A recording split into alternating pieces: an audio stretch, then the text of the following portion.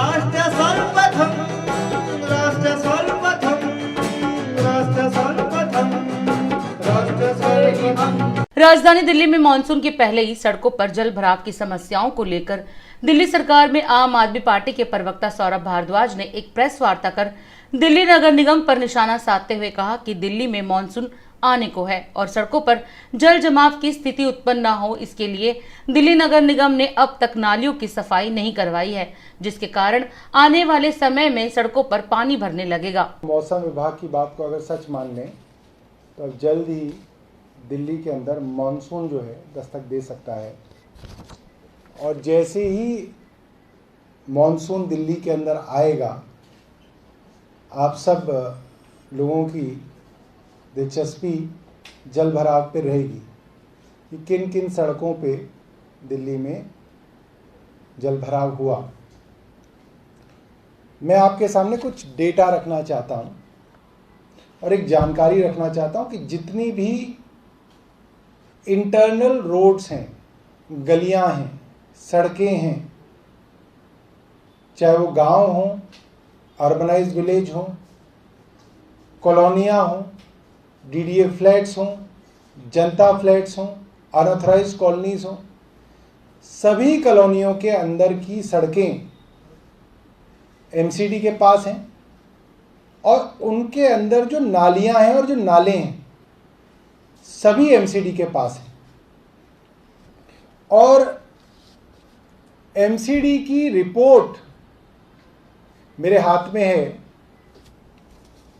East Delhi municipal corporation का कहना है कि इस साल उन्होंने 9,883 कुछ मेट्रिक टन सिल्ट गाद जो है अलग अलग नालियों से, कॉलोनियों की नालियों से इन्होंने निकाल दी। और साउथ दिल्ली म्युनिसिपल कॉरपोरेशन का कहना है कि इन्होंने 35,705 मेट्रिक टन सिल्ट जो है अलग अलग नालियों से निकाल दी।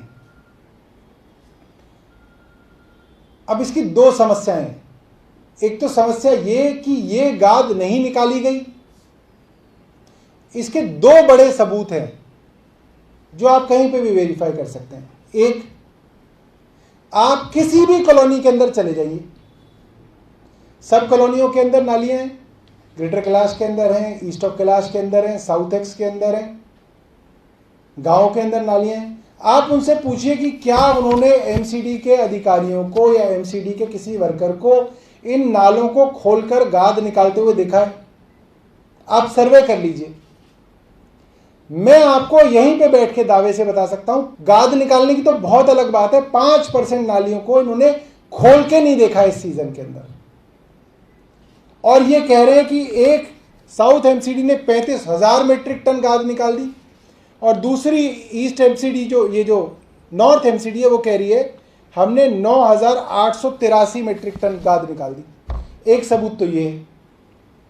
और दूसरा सबूत, जिस दिन बरसात होगी उस दिन आपके सामने आ जाएगा।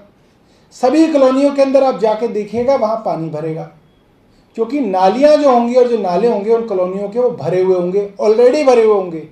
मिट्टी और सिल्ट से वो आज ही भरे हुए हैं।